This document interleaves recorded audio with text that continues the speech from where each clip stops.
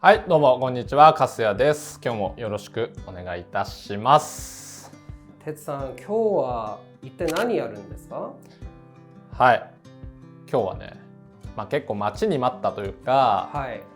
かなり最初の方から、というかYouTube 始める前から要望があった、コーヒーの入れ方を教えていきたいと思います。その名も46メソッド。46メソッド。はい、知ってます？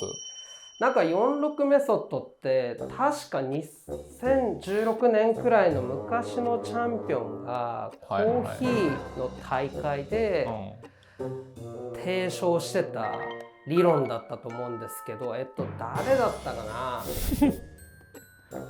はい、誰だったかなと。あれ？本気で言ってるんですか？いや、さすがにね、なんかそこまで俺アホじゃないじゃないですか。なんかはい、ちょっと早速の茶番だったんだけど、僕がね2016年のワールドブリュワーズカップっていうそのブラックコーヒーを、世界一美味しく入れましょうっていう世界大会、各国のチャンピオンだけが出られる大会に、僕は日本代表として出たんですけど、その時に発表したコーヒーの入れ方ですね。それが、僕がその時に名付けたのが4対6メソッド、通称46メソッドですねっていうものがあります。なので今日はそれをより詳しく説明していこうかなと思っております。はい。というわけで、ちょっとね、どういったものなのかを説明していこうかな。46ってね、なんかどういうことなんですか？46っていうのは、使うお湯の量をまず最初に決めちゃうんですよ。なので、300ミリ使うならそれを 40% と 60% に分けて、でそれぞれに役割があるって言ってるのがこの46メソッドなんですね。で、その 40% では、最初の2回の注ぎで全体のお湯の 40% を注ぐんですよ。でその時の1投目と2投目の湯量のバランスだけで酸味と甘さのバランスをね調整できるっていう画期的な方法になってます。すごいね。すごいで残りの 60% のお湯は何回に分けて注ぐかで濃度の調整ができるんですよ。で3回に分けると結構濃いめのコーヒーが作れます。なので僕は基本的にこの3回に分けて注ぐようにしてます。でもっと軽く飲みたいなっていうことあるじゃないですか。そういう時は2回に分けるとか、もっと薄くしたければもう1回で残りのその 60% の湯を注いでしまえばいいっていうだけ。本当に簡単な入れ方。コンセプトがね、誰でも簡単に美味しいコーヒーを入れられるようにしたいっていうところだったんで、こういう数字で全てコントロールして味調整ができる入れ方を見つけようって思ったのがきっかけだよね。なるほどなるほど。これは日本大会から一貫してたんだよね。日本一になった時俺ドリップじゃないエアロプレスですよね。知ってる人今はもうあんまりいなくなっちゃってる気がするけど、僕はねもともとエアロプレスのチャンピオンでもあるので、日本一になった時はエアロプレスを使ったんですよ。それの動画もおいおいやっていきますけど、その時から誰でもこの入れ方さえ知ってれば美味しいコーヒーは作れるんですよっていうプレゼンテーション。懐かしいね。だって小野さんその頃俺のこと知らないでしょ。全然知らないですけど、エアロプレスはなんかニュースかなんかで見ましたよ。スプラッチとかね。そうかも。すごいなと思って。当時はエアロプレスってあんまりね、なんか美味しいコーヒーを入れる道具っていう認識されてなかったからね。そうですね。一旦それは置いといて、今日はその今も概要言っちゃったけどね46メソッド。46の、この46メソッドのいいところっていうのは技術じゃないっていうところなんですよ。よくさコーヒーを入れる時って丁寧に丁寧にとか注ぎ方にこうプロじゃないとできない技みたいなのがあるじゃないですか。で僕ねそういうのがあんま好きじゃないんですよ。で誰だって美味しいコーヒーを入れさせたいし、自宅でさコーヒー豆買って帰ってきたのに美味しいコーヒー入れらんないなんてもう最悪じゃないですか。なんか店で飲んだコーヒー全然家じゃ再現できないっていうのが僕としてはもう最悪な状況なので、そういうのは全くない入れ方になってます。正しい知識さえあれば美味しいコーヒーは簡単に入れられるんですよ。それを落とし込んだのがこの46メソッドなので、ぜひ皆さんもね試してみてほしい入れ方になってます。しかも簡単なだけじゃないんですよ。実際にね俺これで世界一になってるし、はいはい、まあ当然豆は違いますよ。普段ね僕らが飲めるようなコーヒーではなかったけども、この入れ方は本当にたくさんの人に今も使ってもらってるし、なぜならどんな豆だって美味しくなるから。すごいですねまあでも実際さ2016年の6月にこの入れ方世界に発表したわけじゃない？はい。未だにめっちゃ使われてるもんね。そうですね。だってね世界大会でも使われてる、ね、方が多いですもんね。本当ありがたいことに多いよね。はい。本当に多いと思う。でもそのぐらい万能な入れ方になってます。結局いろんな検証してさ俺らも探すじゃん。はい。結果ここに行き着くんだよね。戻ってきちゃう、そうそうそうそう。確かに。あれこれってさ結局46の入れ方よりはうまくなくないってそれ呪いじゃない？結構ありますね。あるあるだよね。はいはいはいはい。まあ最近ねちょっといい入れ方はね俺ら見つけたから、はい、まあそれはまた今度紹介しますけど、でも本当にいろんなコーヒーの入れ方のベースになりうる入れ方なので、ぜひ真似してほしい入れ方です。じゃあ実際に入れてみようかな。僕が世界大会で優勝した時の入れ方とはちょっとだけ違う、よりベーシックな入れ方を紹介していきます。では実践に移っていきたいと思います。必要な道具などはね概要欄に貼っておきます。僕が世界大会で実際に使ったアイテムも全て買えるようになってますんで、はい。しっかりスケールで 20g 測っていきます。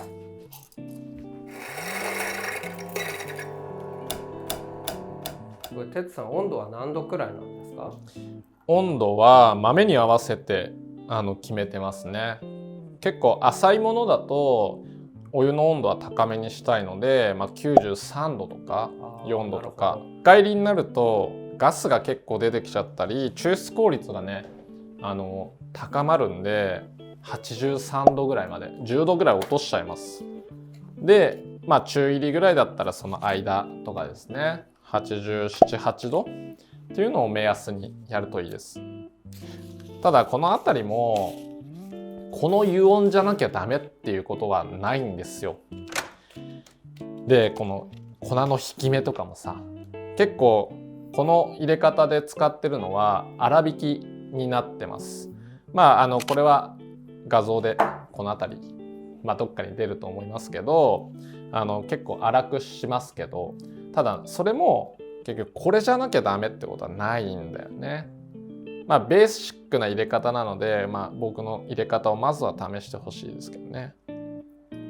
今回はお湯の温度は93度ぐらい少し高めに設定してます。はい、今見ていただいた通りまずはペーパーフィルターしっかりとお湯を通していきます。これをすることで、サーバーをね、ドリッパーを温めたりサーバーをしっかり温めることができます。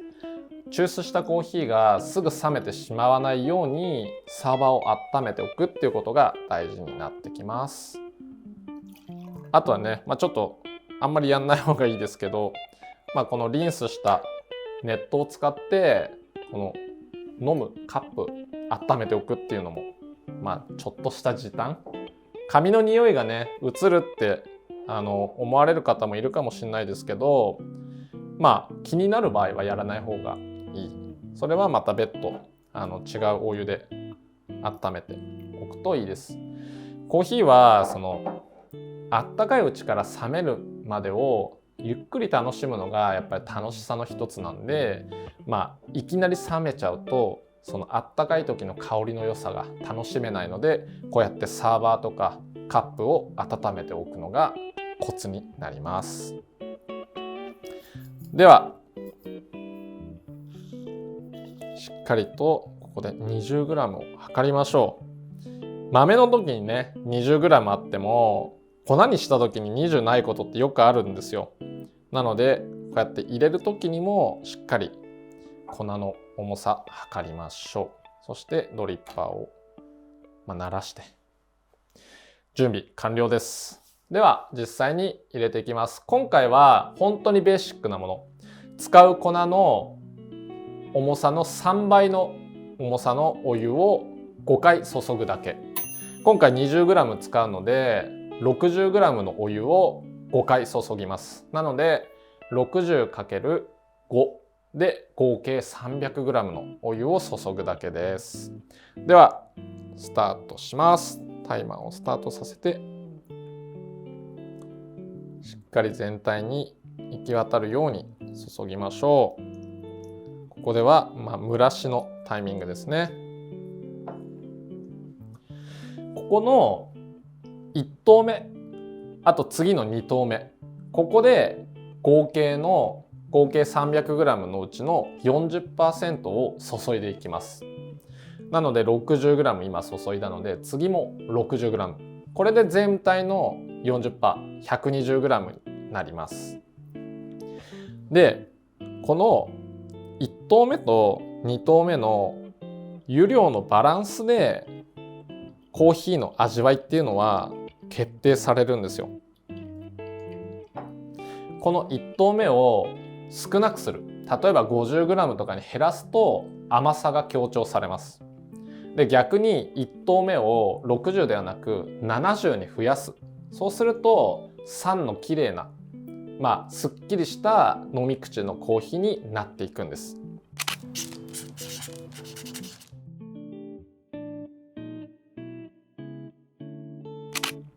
この1投目2投目のお湯の量をこう調整するだけで自分好みの味わいを作ることができるっていうのが、この46メソッドの割と面白いところかなと思います。僕のおすすめは、この60/60ですね。分かりやすいです。であとは残りの 60%、 180g 分をどうやって注いでいくかですね。これを3回に3等分する場合、例えば今やってるように 60g 注いでまた60注いで60注ぐっていう風にやるとちゃんと濃いコーヒーが作れます。これを2等分 90g、90g っていう風に2回に注ぐと少しね薄いコーヒーになっていく。で最後全部1回で 180g 注いでしまう場合はかなり薄いコーヒーが作れます。なのでアメリカンみたいなコーヒーが好みの方っていうのはここ3等分とか2等分じゃなくてもう1回で180バーって注いでしまえばあなた好みの濃度感のコーヒーが作れるようになるんですよ。すごい簡単。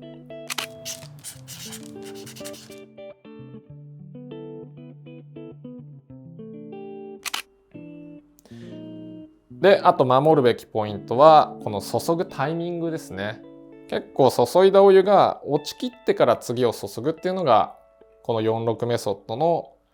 ポイントになってます。今ではねもう世界大会とか出る人結構落ちきってから次を注ぐっていうのが増えたよね。そうですね。それまでってあんまり見かけなかったと思うんだよね。結構注ぎ続けるとかね。でこれをやることで粗挽きでもかなり濃いめのねコーヒーが作れるんですよ。でこれが実は46メソッドの隠れた発見というよりイノベーションに近いポイントがこの注ぐタイミングだったんです。なのでこの4対6に分けるっていうより割と業界ではこの落ちきってから注ぐっていうことの方が発見としては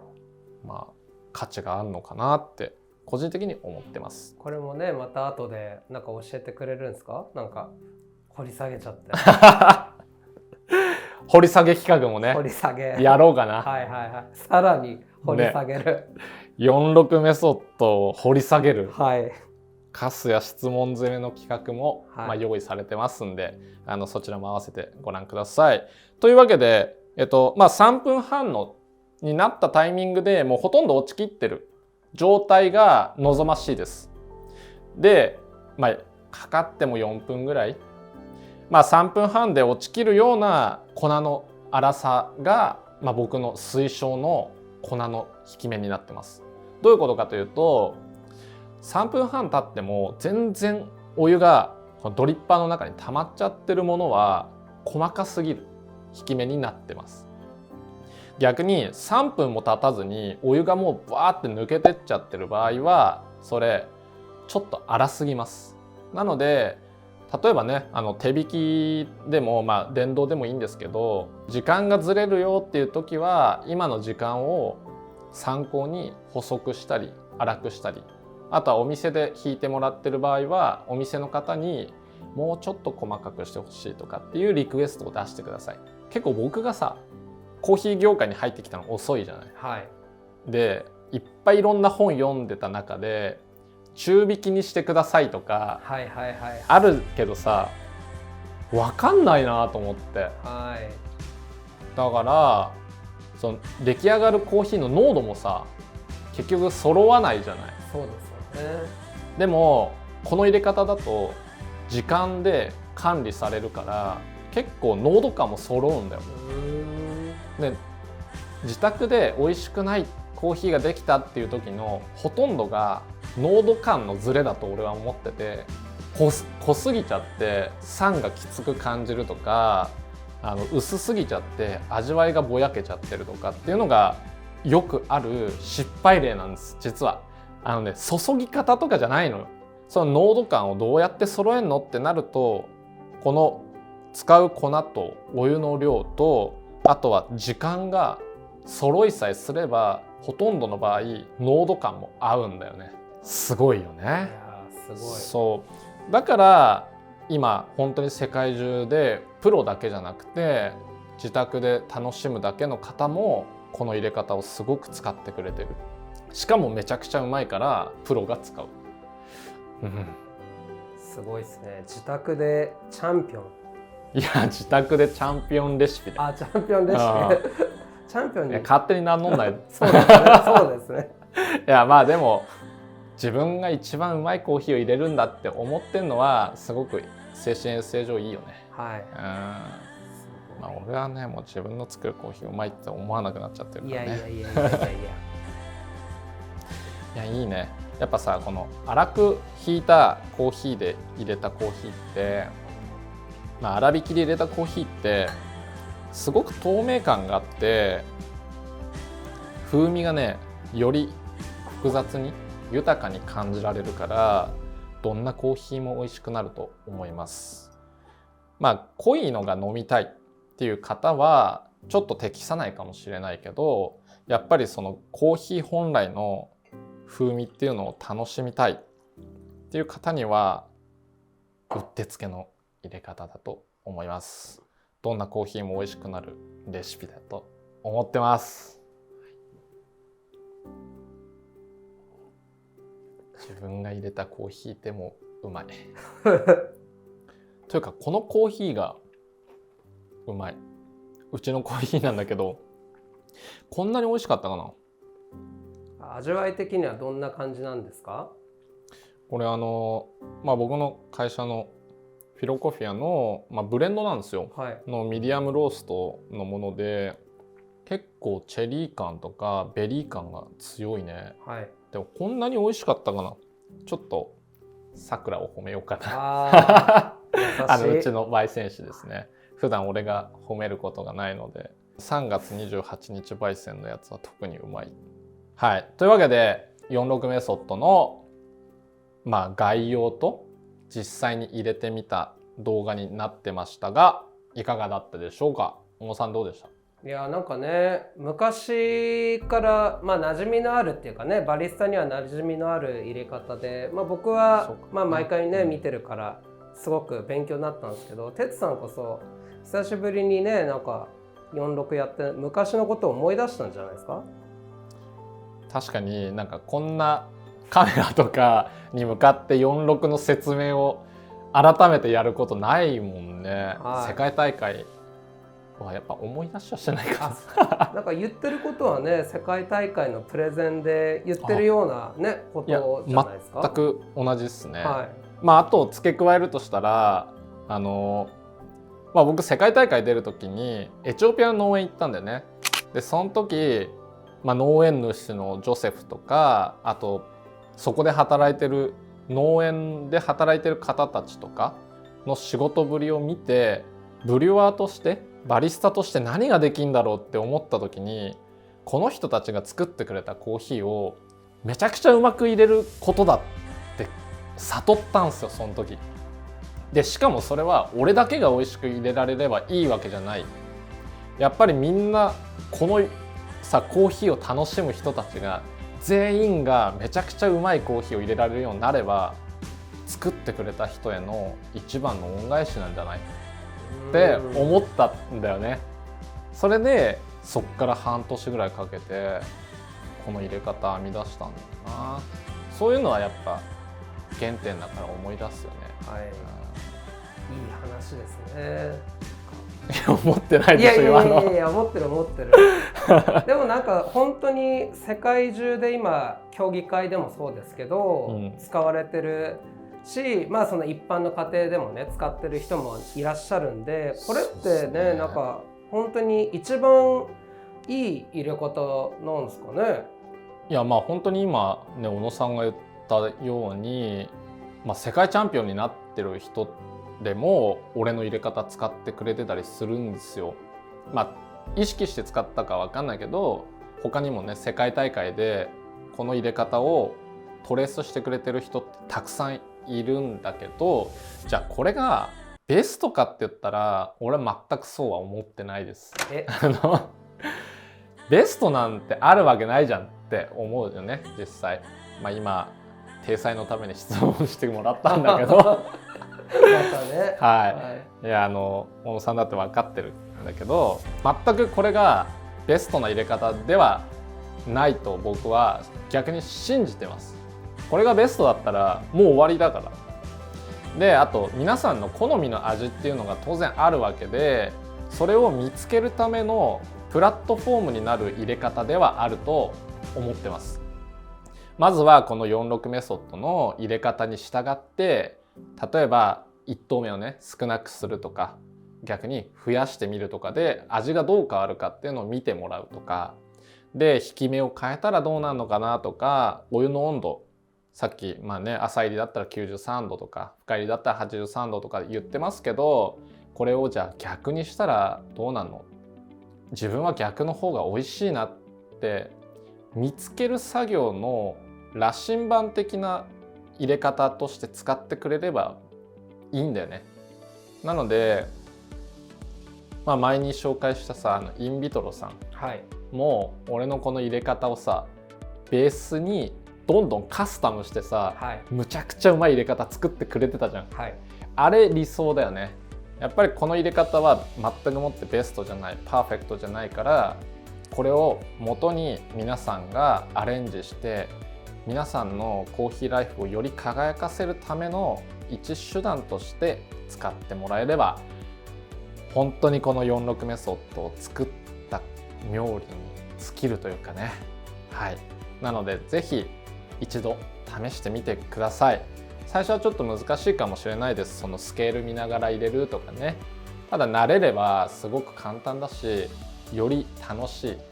コーヒーライフが待ってると思います。そんなところですかね。これ普段セミナーで喋ってる内容とはい何ら変わんないから、はいもはやこれ無料セミナーです。公開しちゃったそうだね。はいまあさ、正直簡単すぎてはいセミナーにならないんだよね普段。いやいやいや、それはねちょっとまあさ、詳しく見てけば、はもっとね細かいところあるけど、まあ大まかに言えばもうこれだけなんで、これだけ入れられれば、まあ、僕と同じように世界で一番美味しいコーヒーを入れられるようになります。はい、ではこの動画楽しかったよ、役に立ったよっていう方は高評価よろしくお願いします。あとはチャンネル登録もこれからもコーヒーにまつわるね役立つ情報から全く役に立たない情報まで出していく予定なので、ぜひチャンネル登録もお願いします。実際試してみたよとかそういったところ、自分はこういう入れ方よりこういう方が好きだなとかっていう意見でも全然構いません。コメントいただければすごく嬉しいです。では皆さんごきげんようお疲れ様です。